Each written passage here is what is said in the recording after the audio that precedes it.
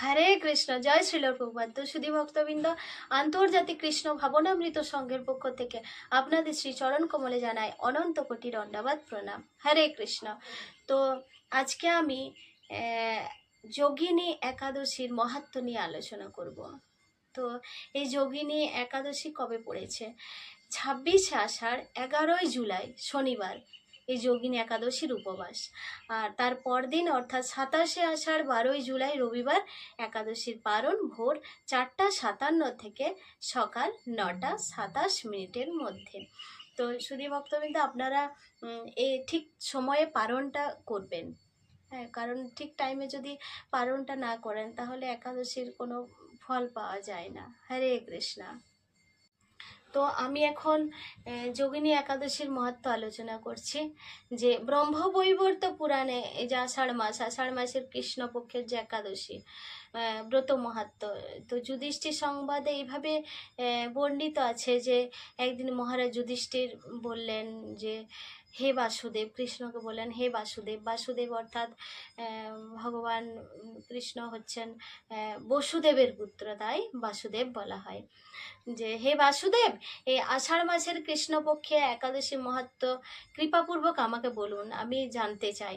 তদুত্তরে তখন ভগবান শ্রীকৃষ্ণ মহারাজ যুধিষ্ঠিরকে বললেন যে সকল পাপ বিনাশিনী ও মুক্তিপ্রদ এই উত্তম ব্রতের কথা বলছি, তো আপনি তা শ্রবণ করুন।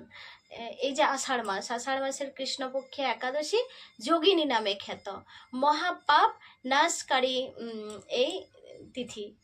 তো ভবসাগরে পতিত মানুষদের উদ্ধার লাভের একমাত্র নৌকা স্বরূপ ব্রত পালনকারীদের পক্ষে এটি সর্বশ্রেষ্ঠ ব্রত বলে প্রসিদ্ধ।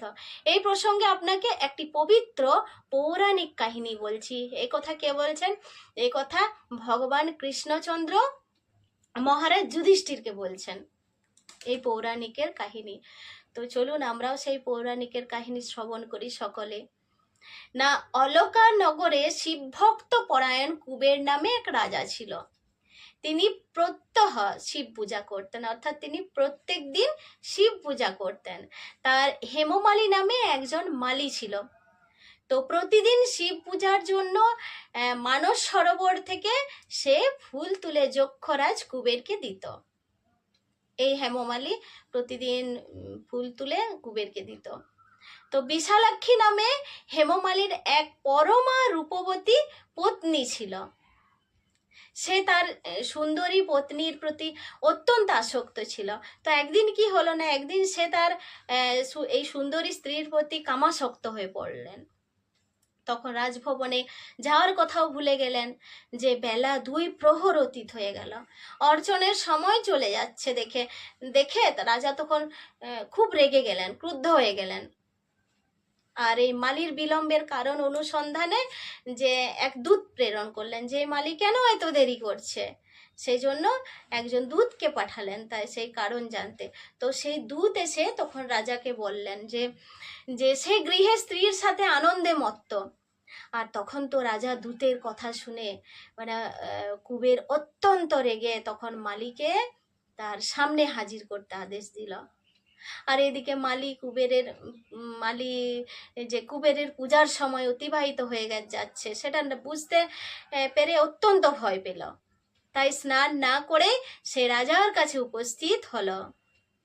তো তাকে দেখা মাত্র রাজা তখন ক্রোধ বসে চোখ রাঙিয়ে বললেন যে রে পাপিষ্ঠ দুরাচার, তুই দেব পূজার পুষ্প আনতে অবজ্ঞা করছিস, তাই আমি তোকে অভিশাপ দিচ্ছি, তুই শ্বেত কুষ্ঠগ্রস্ত হয়ে যা এবং তোর প্রিয়তমা ভার্যার সাথে তোর চিরবিয়োগ সংঘটিত হোক।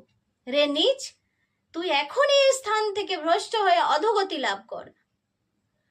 আর কুবেরের এই অভিশাপে হেমমালী পত্নীর সাথে স্বর্গভ্রষ্ট হয়ে দীর্ঘকাল যাবৎ কুষ্ঠরোগ ভোগ করতে লাগলেন।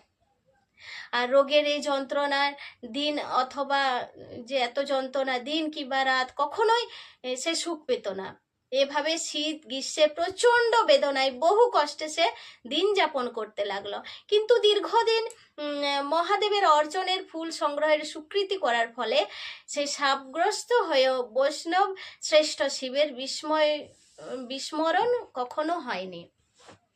তো একদিন হেমমালী ভ্রমণ করতে হিমালয়ের শ্রী মার্কেন্ডীয় ঋষির আশ্রমে উপস্থিত হলো। আর কুষ্ঠরোগ পীড়িত সপত্নী তার পত্নীকে সাথে করে নিয়ে হেমমালীকে দর্শন করে যে এই যে শ্রী মার্কেন্ডীয় তাকে জিজ্ঞাসা করলেন যে তুমি কার অভিশাপে এরকম নিন্দনীয় কুষ্ঠগ্রস্ত হয়েছ, এত কুষ্ঠগ্রস্ত রোগ হয়েছে কার কার অভিশাপে? তো সে তখন উত্তর দিল যে হে মুনিবর, রাজা কুবেরের আমি ভৃত্য ছিলাম, দাস ছিলাম, আর আমার নাম হেমমালী।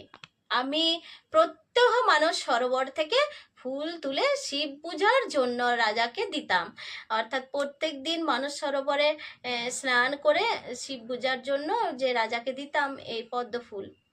আর কিন্তু দুর্ভাগ্যক্রমে একদিন স্ত্রীর মনোরঞ্জন হেতু কামাসক্ত হওয়ার সেই ফুল দিতে বিলম্ব হয়ে গিয়েছিল, দেরি হয়ে গিয়েছিল, আর রাজার অভিশাপে এইরকম দুর্দশাগ্রস্ত হয়েছি। পরোপকারেই সাধুগণের স্বাভাবিক কর্ম।